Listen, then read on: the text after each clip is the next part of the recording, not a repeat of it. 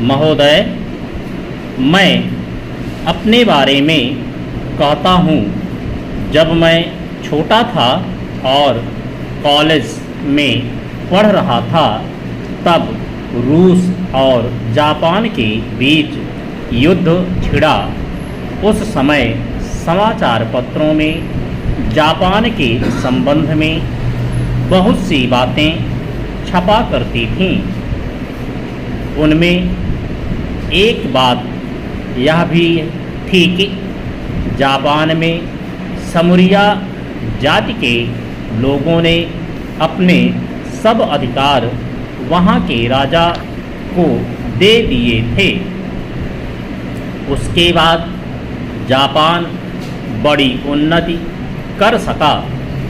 हम लोग यह पढ़कर आश्चर्य और सराहना करते थे।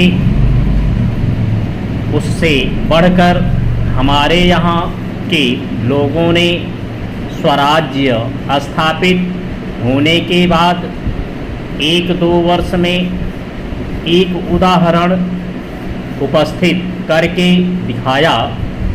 हम भी अपने हजारों वर्षों के इतिहास को नहीं भूलेंगे।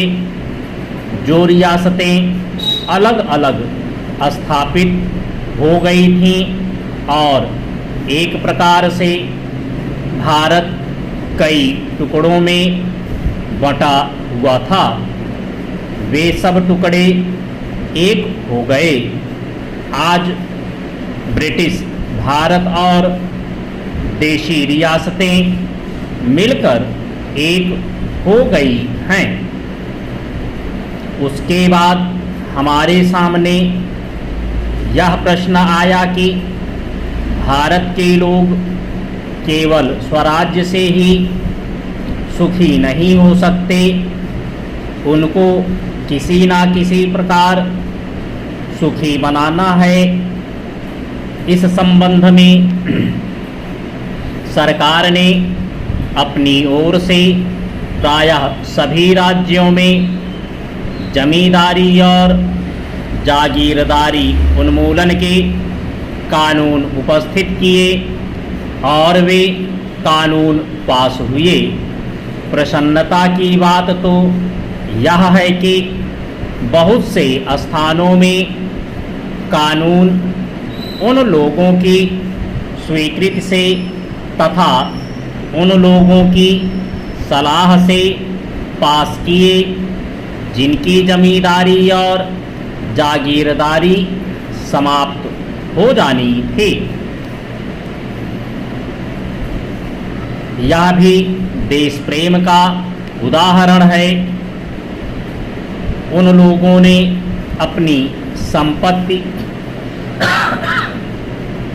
का त्याग इसलिए किया कि उससे सारे देश को लाभ पहुँचे। वह काम भी अब लगभग पूरा हो गया और पूरा होता जा रहा है। हमारे सामने मार्ग प्रशस्त है और अब हमें इस पर चलने की शक्ति चाहिए। चंद हम में परस्पर कभी कभी इस प्रकार की संकुचित धार्मिक अथवा सामाजिक भावना देखने में आती है, जिसके कारण कभी कभी लड़ाई झगड़े हो जाते हैं। हम इस चीज को भी दूर करने का प्रयत्न कर रहे हैं।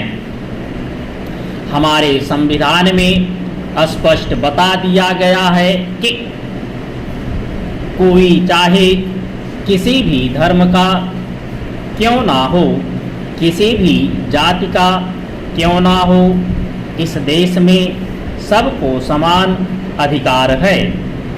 गरीब से गरीब आदमी को भी वही एक वोट देने का अधिकार है जो कि राजा साहब को है या मुझे।